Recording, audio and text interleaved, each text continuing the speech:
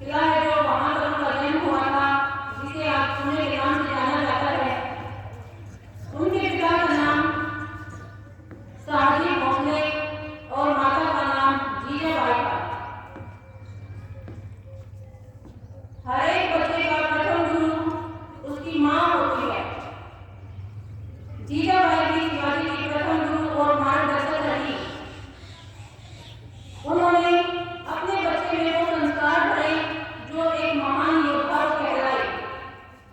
रामायण, महाभारत, अनेक धार्मिक कहानियां उनको सुना सुनाकर उनके अंदर वीरता, साहस, न्याय और पराक्रम उनके अंदर इतना भर दिया कि वे छत्रपति शिवाजी महाराज कहलाए।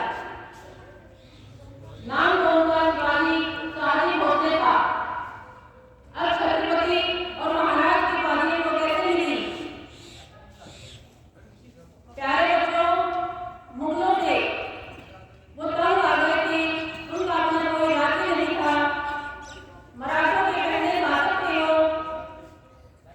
उन्होंने माना कि वहां पर जो मुगलों का साम्राज्य था उससे तंग आकर उन्होंने मावल एक नाम दिया है। वहां पर मावल नामक उन लोगों को देखा।